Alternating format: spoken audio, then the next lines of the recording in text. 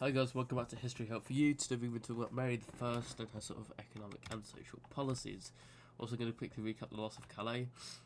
This was a devastating blow to sort of English prestige and legacy because it had been held for so long. It had a social and economic impact. This sort of economic impact was the fact that there wasn't kind of enough funds to protect Calais, and that was the kind of reason it got lost in the first place. And also with Mary fighting in the Habsburg-Valar Wars, there was an economic cost for having to, provide troops and support, and she didn't really have the finances for that. You also had problems within England, socially and economically. You had harvest failures, poor harvest in 1555 and 56, with 1556 being the worst harvest of the century, so it's a bad time to be a farmer. And this, of course, led to food shortages and prices skyrocketing, which is not very great. Again, this sort of caused more inflation and put up real wages declined. You also had the sweating sickness, which was prominent. I think this actually killed off Mary, if I'm remembering that correctly. The sweat for England in 1551. This affected kind of all parts of society, the rich and the poor, and there were a lot of administrators who didn't want to catch it, and so they fled, and this kind of also created some administrative issues because you got people in government who aren't there. Inflation. You've got inflation throughout so much of the Tudor period because people need money, and so, you know what, I'll just debase the coinage, I'll get a bit of money in the short term. That doesn't really work. I think it was under Somerset he debased the coinage and got about 537 grand from it, which was great. But now inflation is extremely high, which is, not very good.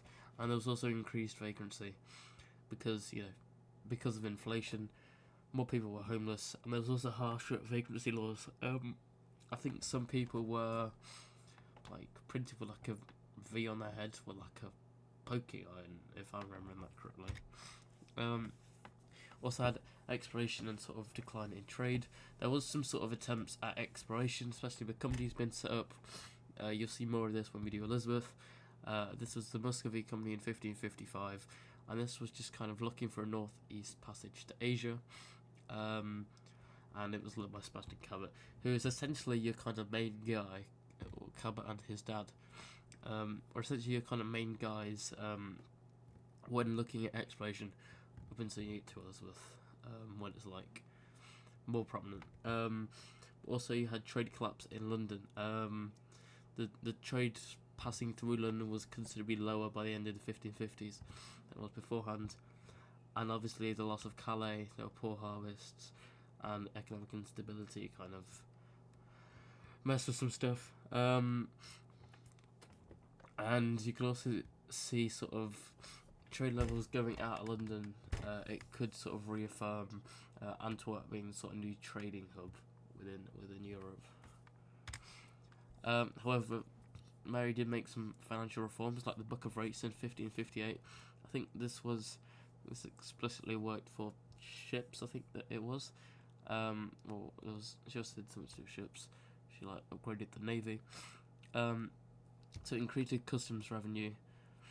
So also updated the valuations to kind of reflect it updated the valuations to reflect inflation. So it was kind of a equal price.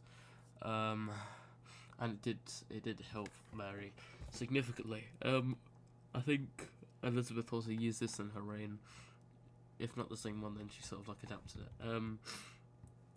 And also sort of revenue courts were sort of consolidated, so minor ones were merged together.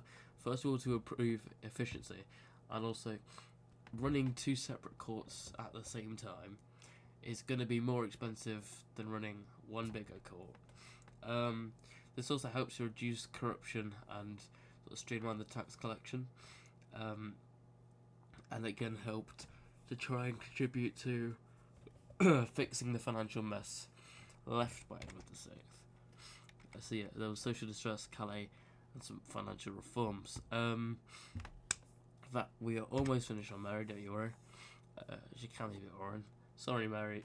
And then we'll kind of be reassessing her. I think we also might look at, whether this kind of period of Edward and Mary, and also the start of Elizabeth, can be seen as a mid-Tudor crisis. So yeah, we're going to reassess Mary and see what we think of her. So that is it, guys. I'll see you in the next video.